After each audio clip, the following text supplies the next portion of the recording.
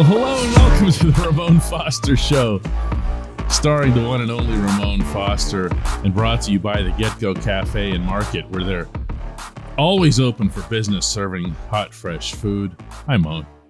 What's going on, DK? Nice shirt you got on there, bud. Yeah, snazzy. I get home from the baseball trip to Milwaukee, and I get here, and I have put on some. This is kind of like a 49ers-ish color, wouldn't you say? Well, I know what. They are fire hot in the news cycle right now. They sure are. Let's talk about Deebo Samuel technically, I guess, being on the market, because when you demand a trade, the 49ers put out something afterward.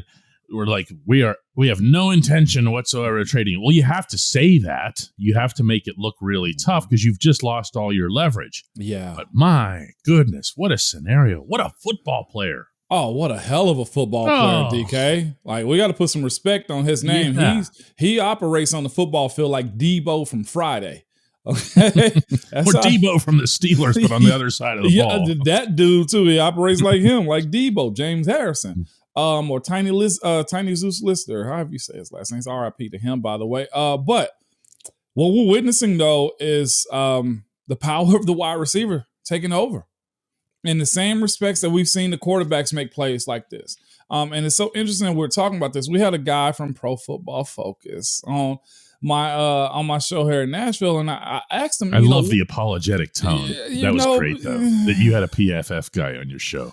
And you're like, I had a PFF guy on the show. They're good for the analytics and just to break. I think the what do they call it? The macro aspect of the game. Mm-hmm. It gives points to it. It gives. They try very hard. They try to do that, yes. And when they look at film so much, I guess, and just consider what's what in the league and give the fans talking points. I asked them. I said, what is the pecking order now? When it comes down to football teams, it's like quarterback and then who? He goes wide receivers. He's like, we may be getting in the era of when it comes down to setting lines for people that bet on games and stuff like that. What's the line for the week? You guys +4 or -4, wherever the case may be. No position moves the needle like quarterback does.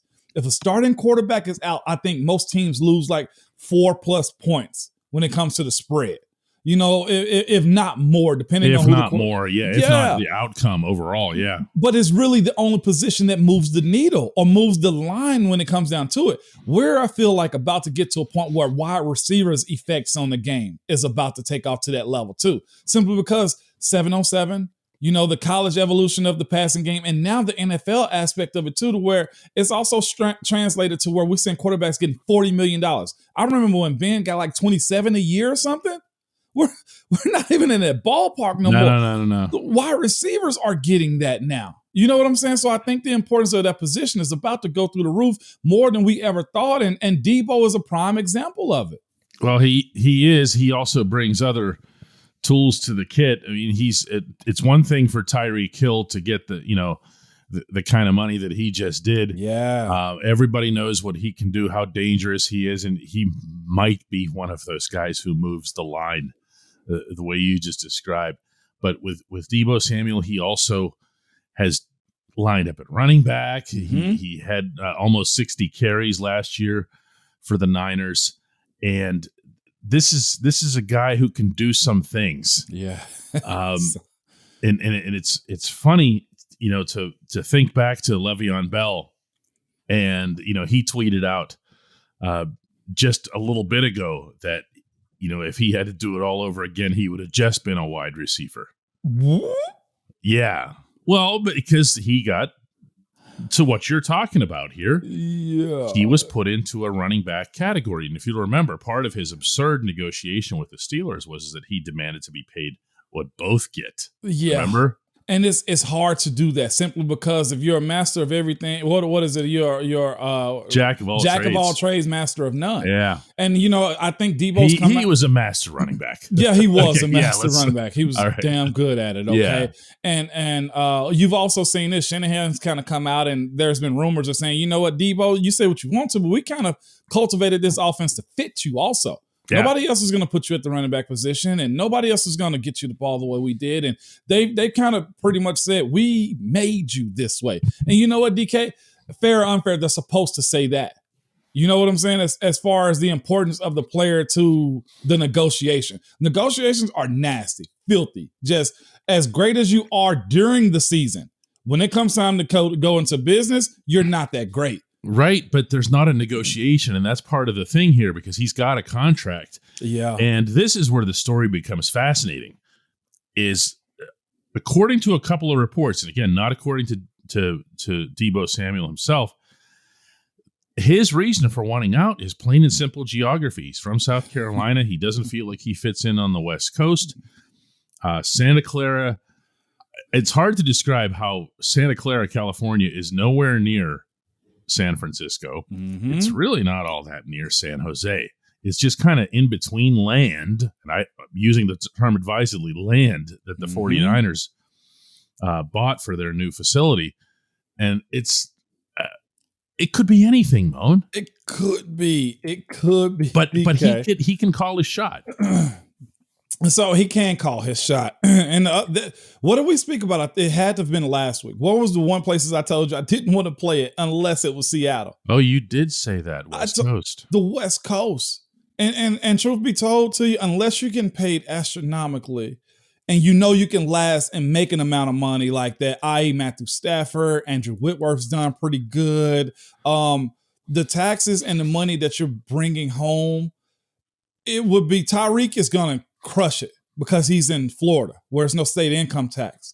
And just in general, New York and California. Oh, here we go. The taxes, DK, it matters the amount of money. The $90 million to himself, it's a lot of money if he gets that guaranteed. Whatever it's going to be, California state tax, incidentally, is 13%. It's very high. So I actually pulled up something too for this show, and I was just figuring out, okay, what is the amount of money that you're going to bring home? There's going to be a lot of people that say, no matter what, you're still bringing home something. And I'm just looking at the amount of taxes that's being brought home from a $10 million salary a year in California. And it breaks down to, at the end of the month, like $194. You're basically bringing home, you're giving away 46% of your check. And not on top of that is the agent fees, day-to-day living. So you may have $10 million a year, $194 a month is what you're bringing in. Now, I know you're going to say that's a whole lot of money, but that's twice as much if you go to Florida or Tennessee or Texas, or Carolina where he's from. For the same work, for the same everything. And he's playing a position, or they're putting him in a position where he plays running back to where he's being hit a lot more. He's being... you think this could be positional too? It's definitely positional. I mean, you just said what Le'Veon just said. Had he done anything, he'd have probably changed positions. You know what I'm saying? So that's very interesting to hear him kind of say location matters. And most people think, I want to be in California. No, you do until you got to think about your future. Now, all anybody wants to know, Moan, here is he coming to the Steelers or not? Here we go. Here we go. So, you're getting you one ponder problem. that. I'm going to look up his contract. All right. You're trading out one guy for the other. I don't know about that. Why would you trade Deontay, who's in the same position as Deebo as far as contract goes? So you mean to tell me you're player? What's that? Yeah, they are, but that means you got to pay a higher price. Okay, they have money. All right, there we go. So, matter of fact, let me correct myself. You bring home 46% of your check. You don't necessarily pay for it. You're actually paying 50.97 plus on top of everything else. It's pretty insane, DK, the amount of taxes you're going to pay in California. But being from the South Carolina, like Deebo Samuel, I see him weighing that for sure. Yeah, he's still operating here. Looking at this thing here, he's still on his. It's not entry level, but it's his original contract. He's not through the roof here by any stretch of the imagination. So this might be some kind of just big money ploy. It could be. It always is, DK. I mean, his base salary for 2022 is $3.9 million. That's 3.9. That's not much for somebody who's impacting your offense and your football team the way that he is. So this whole thing might be a great big ploy that I don't want to live in. Either way, he's leveraging himself, and the 49ers are doing the same. And at some point, they may actually come down to a deal, or you're going to have to give up the house to trade for Deebo Samuel. He's not coming to Pittsburgh. No, because the other thing that factors into this is that, and the Steelers have made their position, for anybody who's even curiously entertaining this thing, the Steelers have made their position very clear that they don't want to give up assets. They don't want it, meaning draft picks and so forth. They just don't want to do that. And this player is 26 years old, and he's at a position that's got some wear and tear to it. So sorry. And he's had a little bit of injuries here and there. Mm-hmm. Well, the way he plays, that's understandable, but there's some miles on there. Anyway, that was fun. It was, man, and I calculated it also. His $3.9 million in California. He's going to bring home $926,000. I knew you would do that. You're the money guy. You're 3.9 to $900,000. When we come back, we're a week out from the draft, and Moan's going to give you the definitive pick, or maybe we're just going to wing it. As the Steelers are going to take number 20 overall. Welcome back to the Ramon Foster Show. It's a week out from the NFL draft. And Moan, take it away. Roger Goodell will be hugging who at number 20 overall? Malik Willis, Pittsburgh Steelers. It's just that, isn't it? It does. Again, we don't know what they're going to do if Malik gets selected earlier. But if we're around pick 16, 17, and he isn't picked, it's the same way I knew we were going to get Marquise when he came up, the same way I knew we were going to get Dave when he came up, the same way just you knew who they were at Devin. You knew they were getting one of the two Devins. They were going to get Devin White or they were going to get Devin Bush. And Devin White was gone. And it was like, well, we need a linebacker at this position. And Devin was with us at that point, man. So Malik seems to be the guy. He seems to be the guy. And I'm just like, well, why not at this point? They've always done this type of thing when it comes down to the draft. Who cares what you're going to do? But the other part of it is the moves that's been made right now, as far as them hiring a coach, them also just getting in a position to say, all right, our move is being made. I think that's their one move. When we spoke about Deebo Samuel a second ago, I think now other teams are starting to position and jockey. You know, I think you have Philly. I think you have the Jets trying to find a way to get into the move, get into the works of what's going on to the Saints maybe. You know, so this is where we start to take off, where the real business of the NFL is about to kick up. I say by Monday or maybe even Friday. It's usually the news dump day. You know, Friday to Monday, I think, is where this traction is going to pick up, because I don't know if there's ever been any NFL draft where there weren't at least 2 or 3 trades at some point in time. And now that you got teams now with multiple draft picks too in the first round, why would you not position yourself to get a better team? Okay, I'll give you this first rounder. Just give me this player, that player, and this. You know, it's the business take care of itself the closer and closer we get to the draft night. Yeah, that's the part where this becomes impossible to predict, because we don't know what's happening in front offices. And it amazes me that people who make mock drafts actually try to incorporate trades, which is the nuttiest thing. It's even more nuts when they nail it, of course. But they say, wow, really? You even got the team right? Yeah. I mean, you understand, there's addressing needs and everything else here. I guess the part that fascinates me about the Steelers' approach to this specifically is what you just said about the 2 Devins. And it was pretty much presumed if Devin White's gone, Devin Bush is going to be your guy, or vice versa, okay? But do you take that approach at quarterback this year? In other words, because I've started to hear some of that now too. Yeah, yep. Which is that, well, all right, if they don't take Malik Willis, then they're going to take Desmond Ridder. Okay, really? Are you really putting a first-round pick on him? Or are you saying if we don't take Malik Willis in the first round, we will hope like crazy that Desmond Ridder falls to the second round? Yeah, okay. And then you take someone else in the first, wide receiver, or I had to throw that in. Yeah, no, absolutely. But that's what I'm talking about. Is do you get so stubborn about that approach, or so determined to not put a negative on it, that we just have to have this position? We just have to have this, you know? I will say this. That is the one fallback. I think it's Malik and nobody at that point as far as quarterback goes. Do they think that, yes. though? I would think so. 100%. Okay. I would think so, because there's still moves to be made. First round at least. I like Desmond Ridder, and truth be told, he's aside from Pickett, aside from Willis, I'd put Desmond Ridder above everybody else at that point. My thing is just how far can he take you? I think Malik Willis can take you further than any other quarterback in this draft. But I also do know this, or I found this out too, is Matt Rule has a relationship with Kenny Pickett and was actually going to go play for Matt Rule before he ended up taking the job at Baylor. So there's a link between those two already. I was told by Mike Detillier.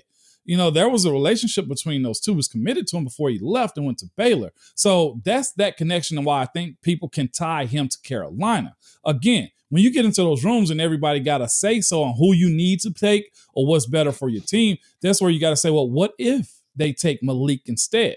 And at that point, I say we go at next best available. And if it's a wide receiver, you take one. We don't know how this Deontay thing is going to take off.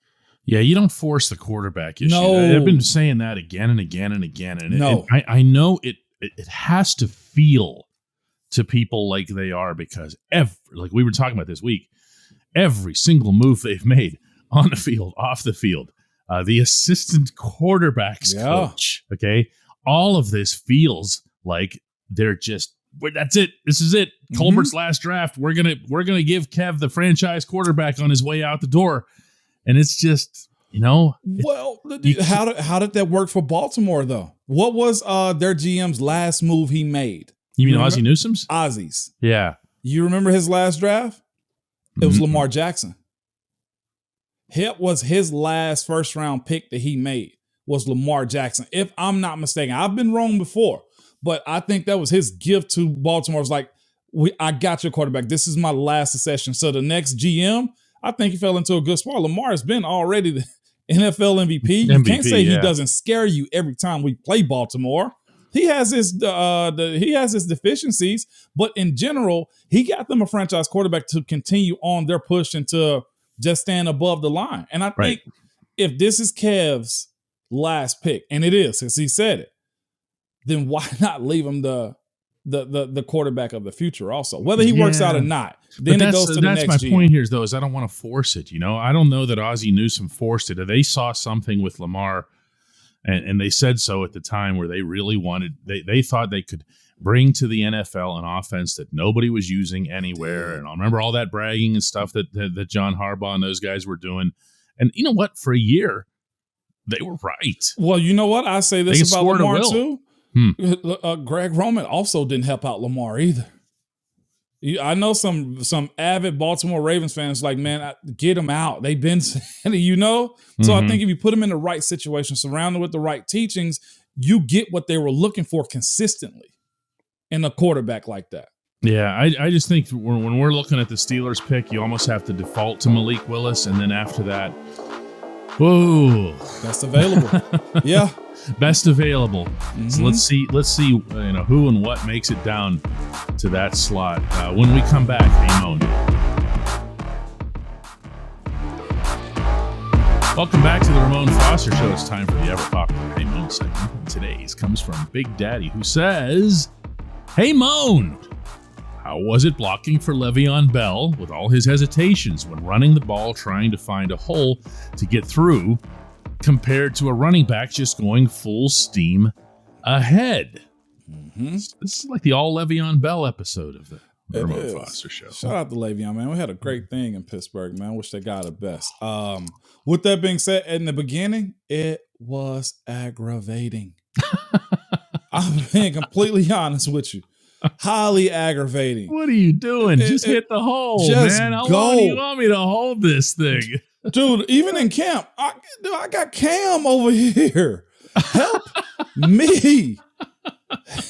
Come on, man. I got Cam over here. Yeah, and we're trying to combo block to the next level, and you got linebackers running around you because you think he's gone and he's still behind you waiting. And you know what? And then we got patient with him. To his credit, it's very unique, and we've seen guys trying to emulate him or imitate him for the longest amount of times, and it's only been one guy to effectively do it like that, and that's Le'Veon Bell. But it came down to teaching. Hang on. You're the Nashville guy before him, Eddie George. Eddie George. Well, yeah. Okay. I wasn't as versed as far as Eddie's run style. I've always known Eddie just Okay. downhill like that. But if you say he was patient like that, Oh, I got to go back and watch it. Eddie George, just he would do this, and then he'd fall forward for 5 yards. That was Lev. Yep. Well, Lev's was more like, okay, he kept moving because we kept moving guys too. When Munch came in and made it important for us to combo block, hey, hip to hip, move him. And the technique in which he told us how to play with was very much important on how Le'Veon ran. Like, it was to a point to where just hold on to him. And we get frustrated even still, like, dude, just go already. But when you look at the end of the game, he's got 140 yards and 2 touchdowns, and defenders couldn't figure out where he was going to go. That was the beauty in what he was doing. It looked like he wasn't moving, but we were moving the line forward, and he was continuously moving around those guys or playing peekaboo with them to where we get 7 yards on a run and we get 12. Like, he never had the breakaway speed. Always got hawked down. He always got caught. But it'd be times in which Dave would be pulling, he hit the edge, and Le'Veon's gone for a good 12 to 20 yards. And that was the beauty of what we did. But the inside zone that we were doing, double and inside power runs, initially a headache to kind of deal with because nobody wants to be blocking for that long against another 300-pounder. And then a total wrinkle to the script. D'Angelo Williams comes along and joins the football team. And D-Will shows up. He's not waiting for anybody. Nobody. Slash runner. He was doing this through holes, and he was hitting them. And then you guys would alternate him.